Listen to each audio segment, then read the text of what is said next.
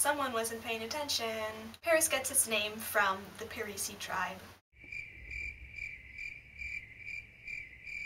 Our next topic goes forward a couple hundred years in time to Anglo-Saxon time, and talking about Anglo-Saxon daily life. Under Anglo-Saxon rule, England was divided into a few kingdoms, including Mercia, Wessex, Sussex, Kent, Northumbria, just to name a few. Each of these kingdoms had a king, but all of the kings were subject to the King of Wessex. Within each kingdom there were many divisions of land and power. A single family would live on what was called a hyde, which was the name for a plot of land that was big enough to support a family. This was usually around 15 to 30 modern acres. Hydes were organized into tithings, or groups of 10, and tithings were organized then into hundreds, or groups of 10.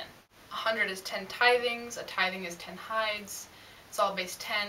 Really easy to understand once you learn how to count with your fingers. Hundreds then were included in shires, which were the largest divisions besides the kingdom, and could contain anywhere from 5 to 30 hundreds. Archaeologists have discovered a few Anglo-Saxon villages and have found that they are usually made up of 10 one-room wooden houses with thatched roofs, as well as a large central building like a longhouse or a mead hall. Anglo-Saxon houses had a fireplace or hearth, as well as a large open space to eat or sleep, while the longhouse or mead hall had lots of tables, maybe a couple fireplaces, and was used as a meeting area during the warm months, and even a communal living space during the cold months. During the winter, when as many as 10 to 20 families even lived together in one space for so long, stories, games, and songs were used to pass the time. This is most likely how the story of Beowulf made its way from the Germanic tribes to England. Nationalism and patriotism did not really exist by name in Anglo-Saxon England.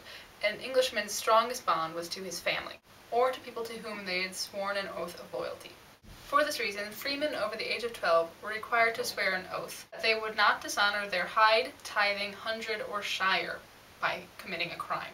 In this way, if a man stole bread from his neighbor was not the only victim. The crime was considered an act of disloyalty to the entire community, and the kin of the criminal had to pay for the crime.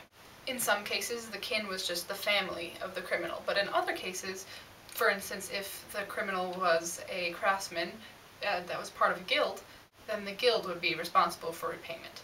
Now for our facts. Fact 1. A family's hyde could be as large as 60 to 120 old acres.